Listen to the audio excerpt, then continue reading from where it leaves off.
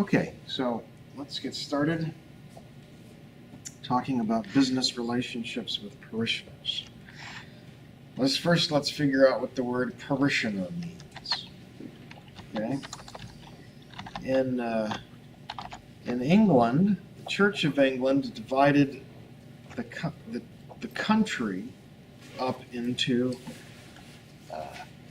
sections that had a church in the section, and that church had responsibility over that section of a town, of a part of the country, and so on. So a parish is a section of country over which a church and its pastor has spiritual oversight.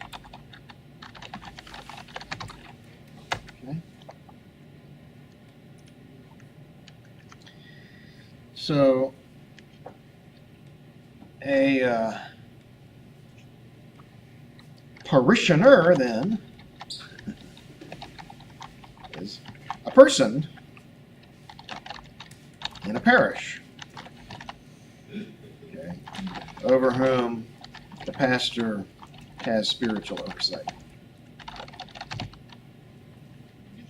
So that's the history of the word parish and parishioner in that context.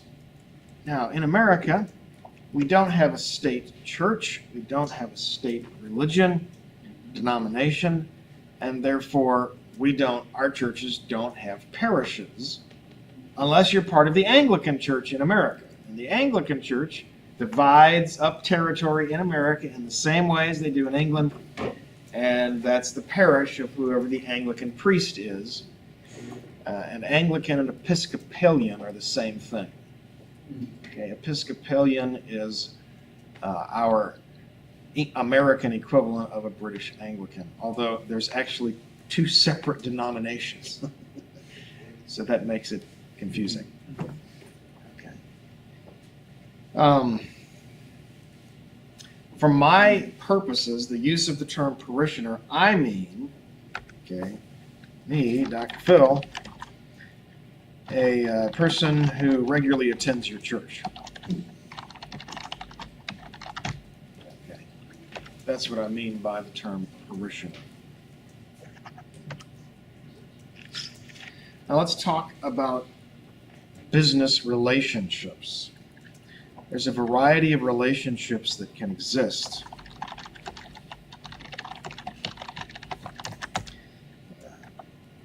You can have a sales relationship. And I'm thinking particularly here of a pastor selling items to parishioners. Okay.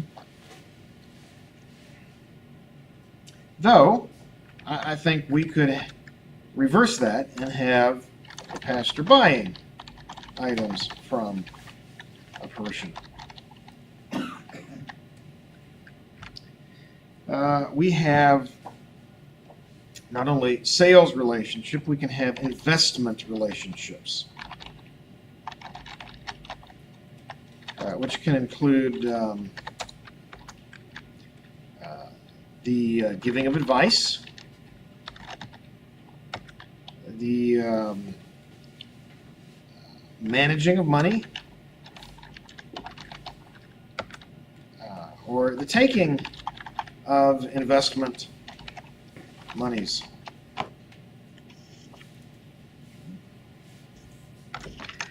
There can be what I'm going to call construction relationships.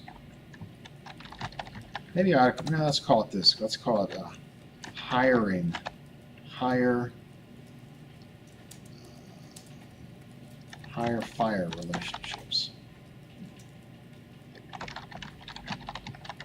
This is where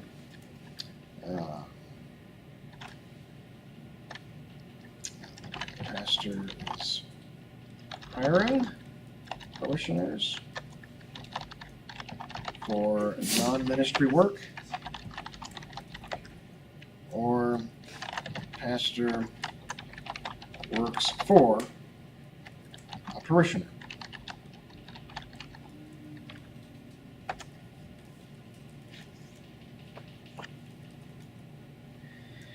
Probably there's more kinds of relationships than that, but those are some of the most common.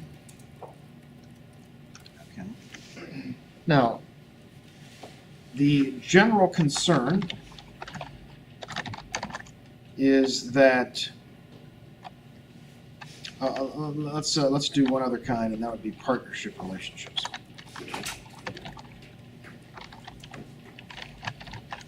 Okay, and that's where we just started.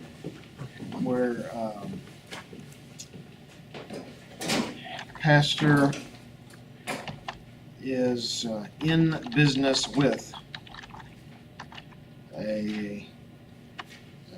one or more parishioners. So the general concern in all of these general concerns. Number one,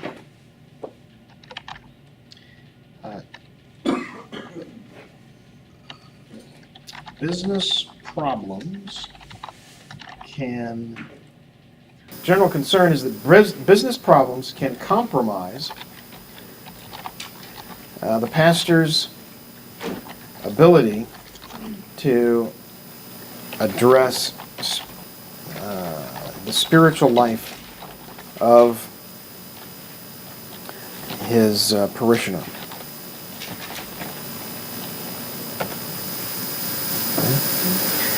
That compromise, so generally speaking, nobody's going to have a problem with the pastor if, for example, he hires them and is happy with their work. Okay? Nobody's going to have a problem buying an item from the pastor at a great price that they're happy with. Or if he gives them investment advice and they're making 10, 15% on their money, and, you know, it's when there's a problem that then the parishioner is in an awkward position, or the pastor's in an awkward position. Let's say that the pastor buys an item from the parishioner and is dissatisfied with the quality of the merchandise, and now has to go express his dissatisfaction to the parishioner. Now, you know, it's one thing if the parishioner just works for Sears and is a cashier there. This is about Sears. This isn't about the parishioner. But if the parishioner is the manufacturer of the item, okay, then there's at least the potential for a problem. You know? And then the pastor, recognizing this potential, feels gypped. And then let's say he just doesn't say anything but doesn't come back and do business. And then the parishioner wonders why the pastor never comes back to do any business with him, and wonders if, right? And then there's all, you can see how this could just kind of stew and fuss. So that's a first general concern. The second general concern is that, in particular for business partnerships, God judges sin, and partners may reap what they haven't sown because of others' sin. Right?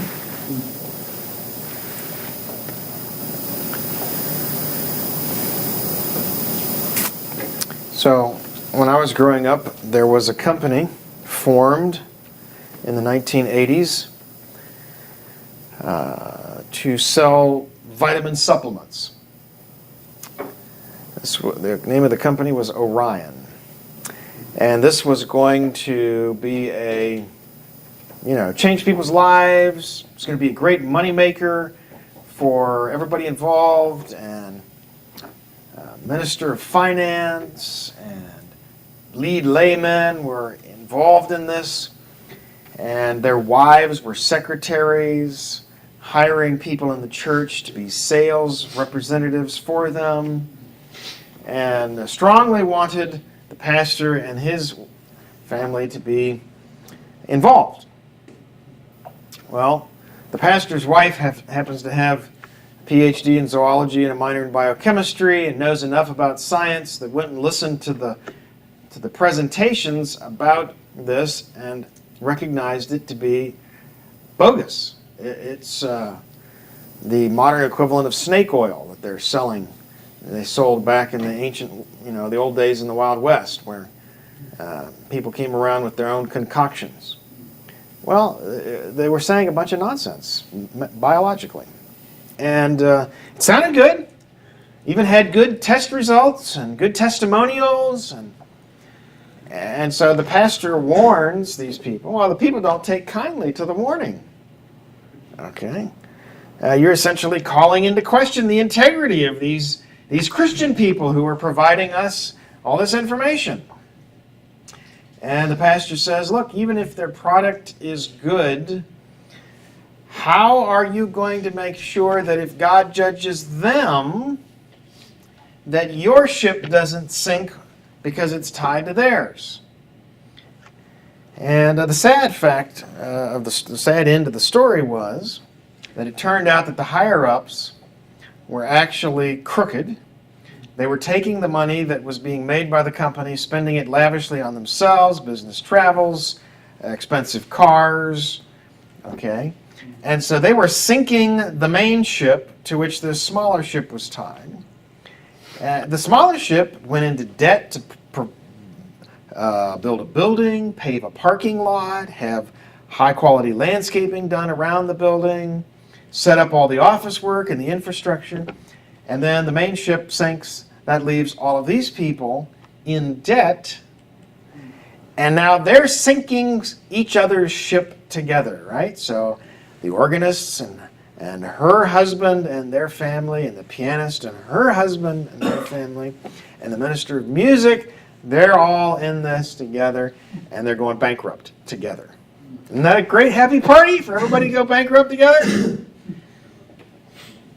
Well, you can imagine that caused some temptation to hard feelings. And the pastor was wise enough not to say, I told you so. But now the pastor has to come along and help pick up the pieces and adjudicate relationships and deal with hard feelings and hard words that get said, because, what they said wasn't true, and if you say something that's not true, what's that? Well, that's a lie.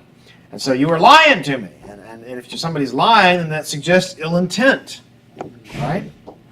Okay. Well, now, somebody says, well, what if most everybody in the town is a Christian? The grocer is a Christian, and the druggist is a Christian, and the doctor's a Christian. I mean, you can't just quit living life because people are Christians. Yes, but here's the thing, and here's my key principle.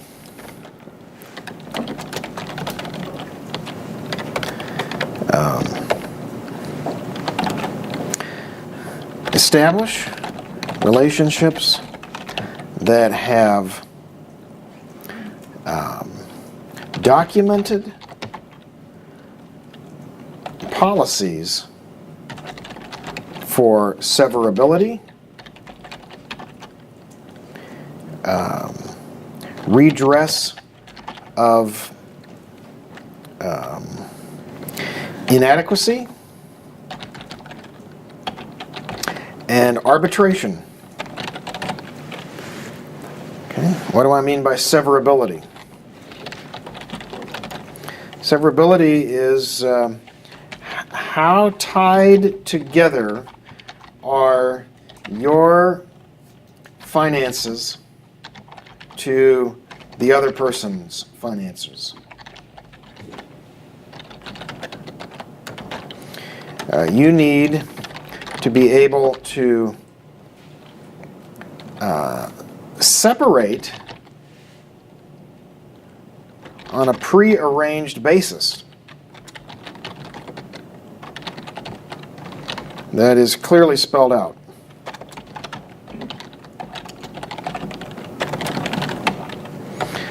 Redress of inadequacy.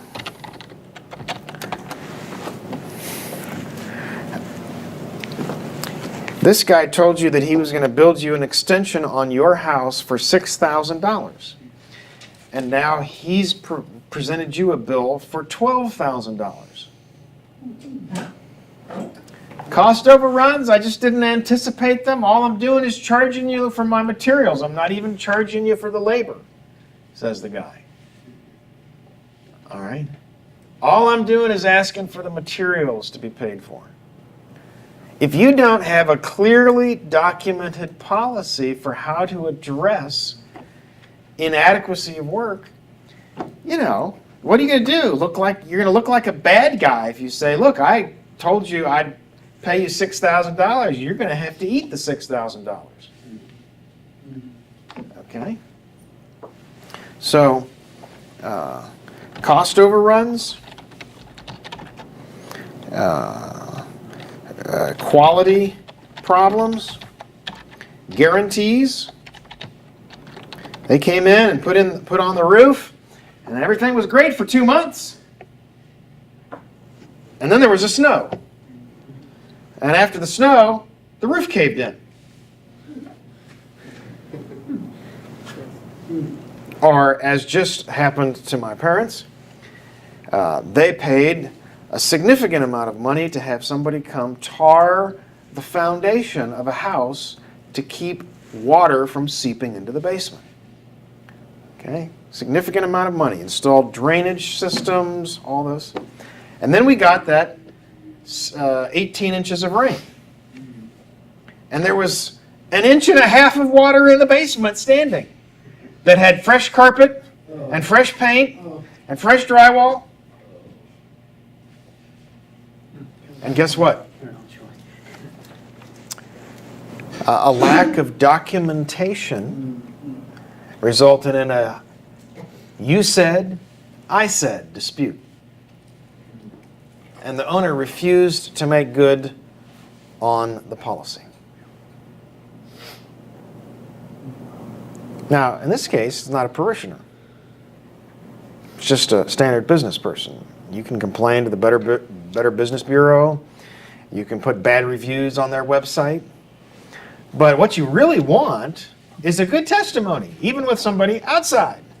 And you don't want to have to be dragging them into court. If you don't have written policies for redress of grievance and written policies for clear instructions, what do you have a contract for? You have a contract so you know exactly what's going to get done. Don't take people's word for it. It's not about a lack of trust. It's about the fact that all of us are fallen. We forget stuff. Yeah. The best intended among us forget things. Having it on paper guards against the loss of quality, maybe loss of money, and loss of relationship. Now, it's no guarantee, right? Guards against. That's the best you can say. Guards against. Doesn't guarantee. Cost overruns, probably quality problems, guarantees of work.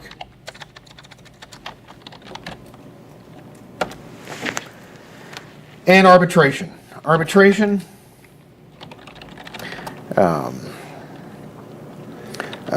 with a contractual commitment to arbitration as opposed to civil litigation.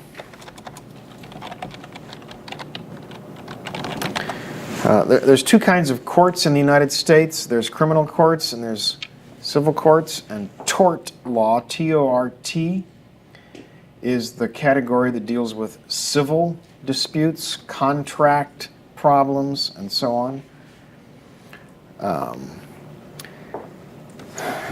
Let's take a moment to open our Bibles to 1 Corinthians chapter 6 and read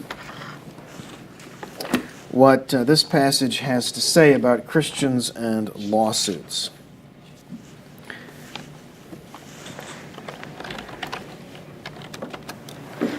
Okay. Do you dare to go to law before the unjust and not before the saints? Verse 2. Are you not competent to judge even the smallest of matters? Okay. Verse 3. We saints, humans who are saved, are going to judge angels. Oh, that's interesting. If we're going to judge angels who are greater in power than we are, surely we're competent to judge humans who are less powerful and significant than angels. Now, I don't think this is saying that everybody in the church is equally competent to judge matters. Okay? But as a general principle, if it's saints who are going to be the ones running the law court at the end of the age, judging even angelic beings, then surely we ought to get in practice now, learning how to administer justice within the context of the church. Verse 4. If then you have judgments of things pertaining to this life, set them to judge who are the least esteemed in the church. All right, so we got a translation issue going on here. So the NASB takes that last half of the verse as a question. The King James says, set them to judge who are least esteemed in the church. It makes it a statement. How does the ESV do it? So there's a third interpretation. There it's saying, it turns it into a question, but views the least esteemed as the unbelievers. Okay?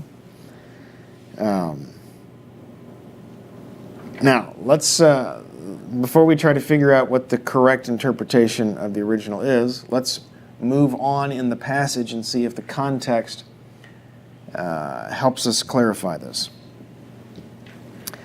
Verse 5, I speak to your shame.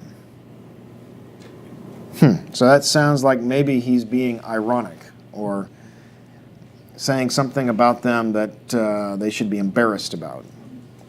Okay, is it not so that there is not a wise man among you? No, not one that shall be able to judge between his brethren? Let me hear the NASB again. So we're in agreement on that verse.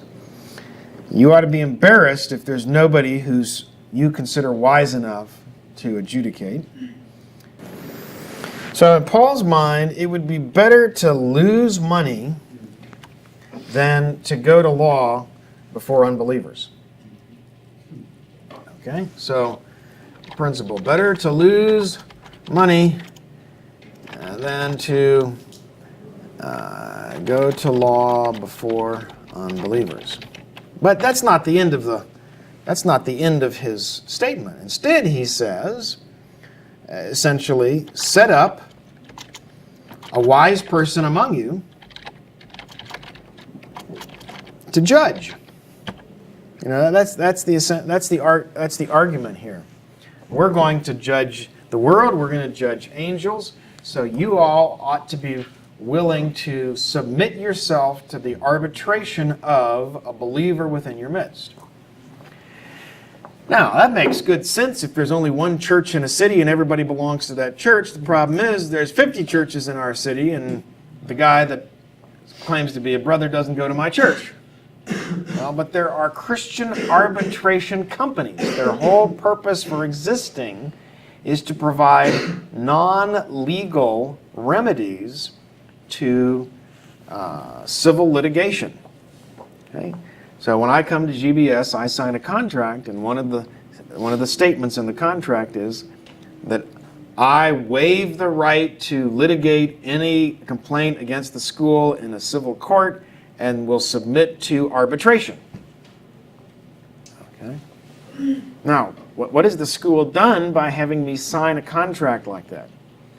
They've done exactly what I'm talking about. They've put in writing a process for addressing grievances. There's a grievance process, and arbitration if the grievance process doesn't work. Okay. You say, oh man, this is so much trouble. What a big headache. You know, I can just trust this guy. Well, Christian Law Association already has templates for all of this stuff.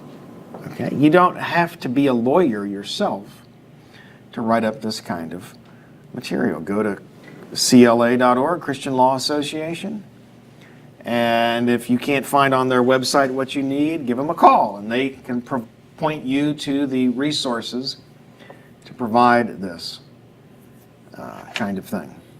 So my understanding of this passage is that it's actually contrary to the Word of God for Christians to sue one another.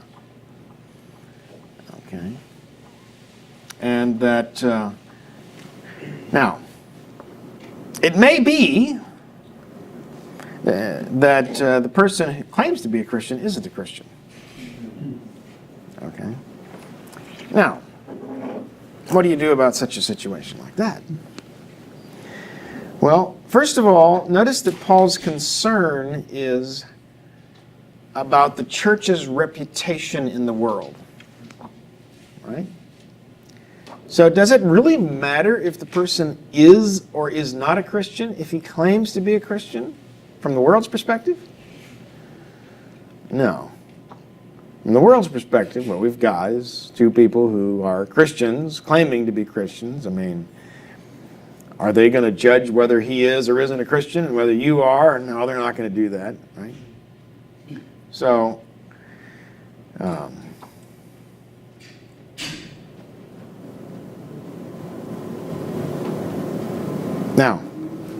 here's the hard part.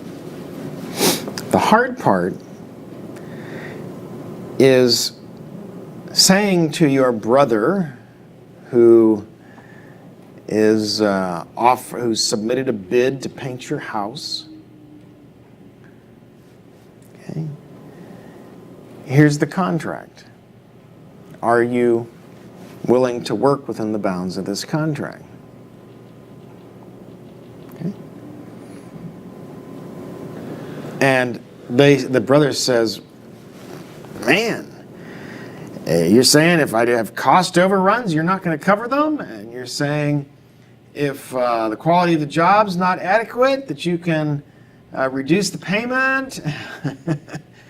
I don't think I want to work under these kind of conditions.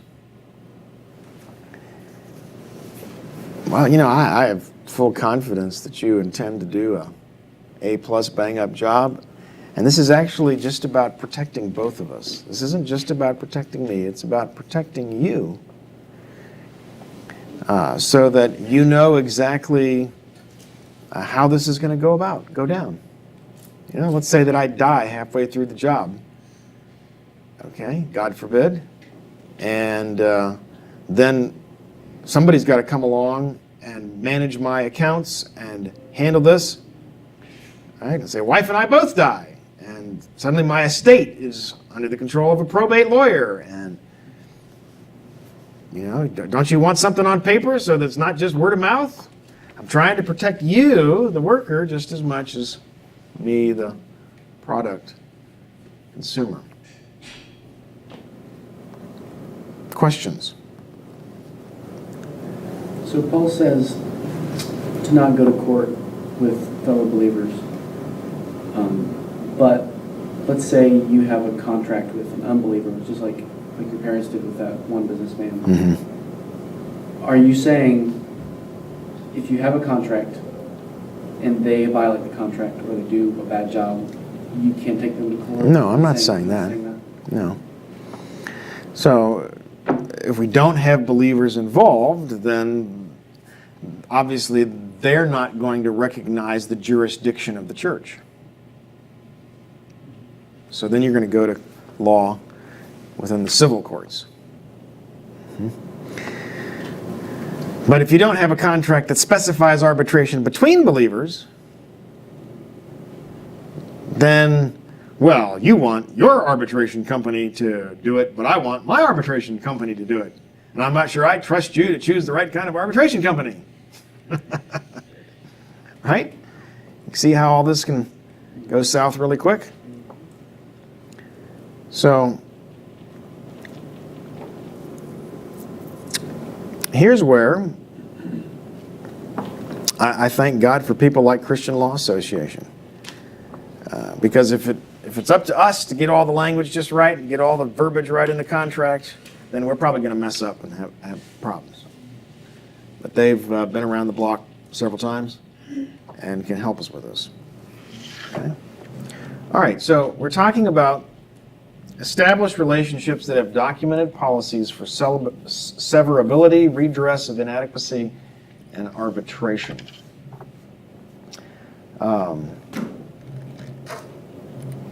I think here's another key principle.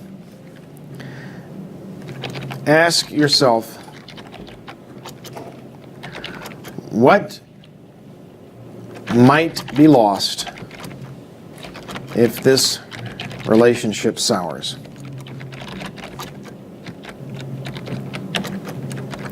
If you aren't willing to lose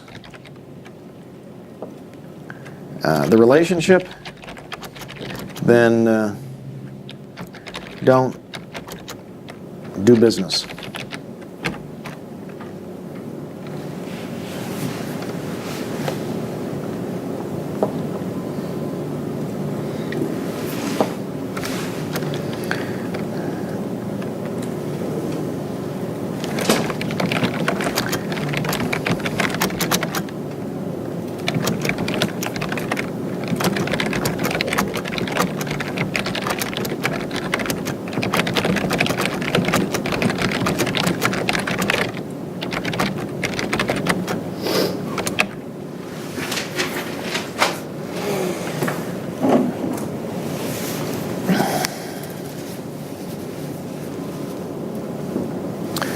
So, research the quality of a person's work with those outside the church as well as those inside the church before hiring. Anybody who acts offended at you asking them for people they've worked for previously so that you can get recommendations on their work is somebody you want to avoid right off the bat. Right?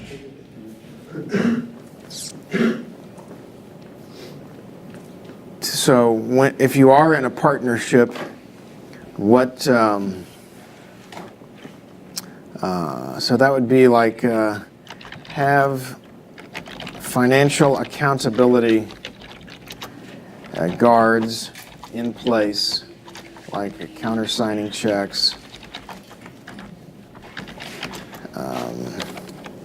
etc.,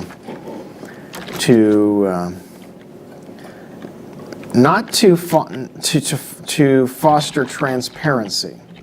It's not about distrust, it's about transparency. So a pastor, as a sales person,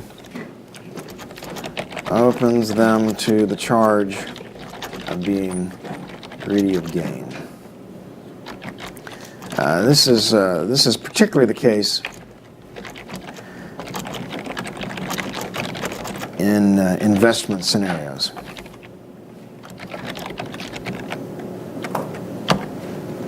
Okay. So let's just think for a moment about spiritual dangers that can arise in or out of business relations.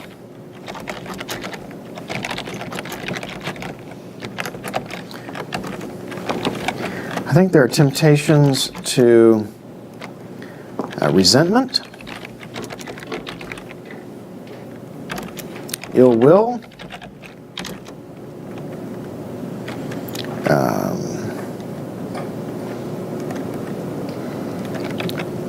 assuming ill of others.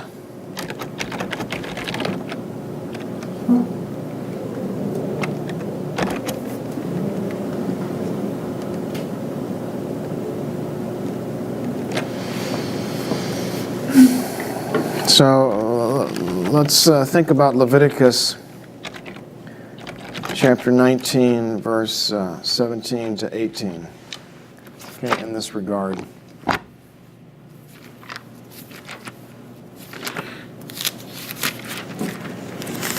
God says, be holy, and here's how you do it.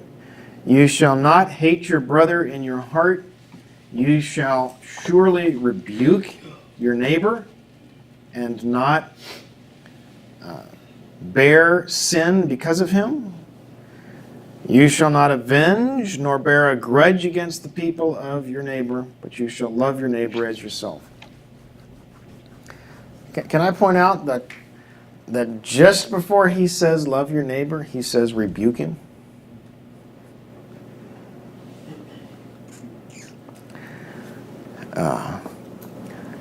Oh, I thought loving other people meant you were nicey-nicey and you never said anything that was hard.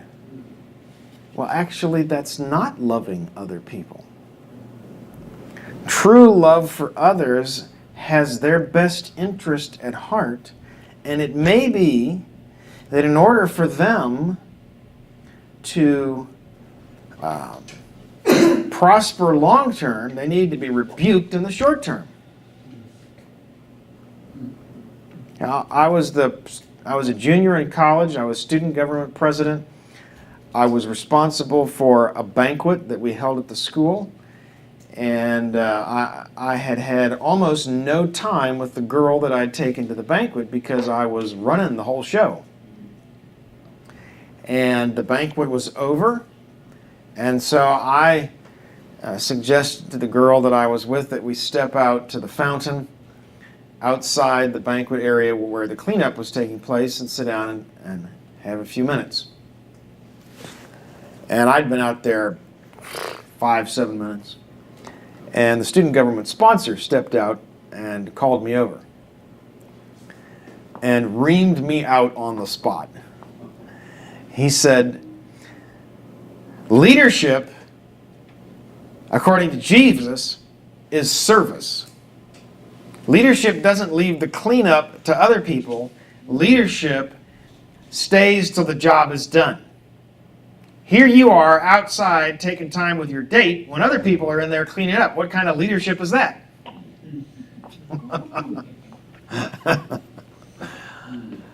You're right, sir. Thank you, sir. I will say good night to my date and be right in, sir. Okay. Now, honestly, I think that was the only time I was ever chewed out in college. Okay? But I needed that chewing out. I wasn't ill-intentioned. I was just unconsciously selfish. Thinking about myself and privileging myself over other people. And he nailed my hide to the wall. And guess what I've thought about every time any event was over that I had part of? You lead by serving. Now, I appreciated that. I've thanked him probably 2 or 3 times for that in the last 25 years. And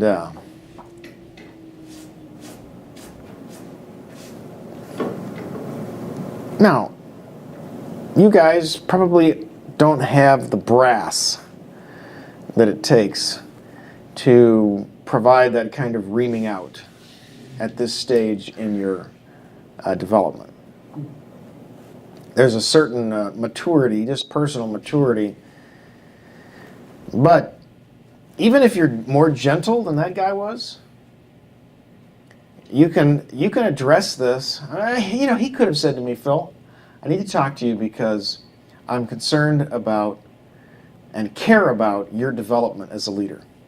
And what I want for you is for you to be the kind of leader that Jesus wanted people to be. Oh, that would have appealed right to my best interest, my heart. And he could have even asked it as a question. Do you think that stepping out and letting other people do the work is the kind of servant leadership that Jesus emulated? All right. But that's not the kind of guy he was.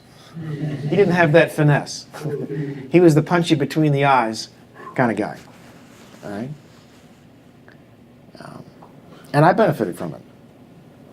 Other people can benefit from it too. Hopefully you can have a greater degree of tact as you work it out. But here's the point. In relationships with other people, don't get into relationships that you're not willing to love them the way the Bible says to love them, which includes rebuking them. And if you don't have what it takes to rebuke somebody, to truly love them, then don't get yourself in that situation. All right, well, our time's up for today.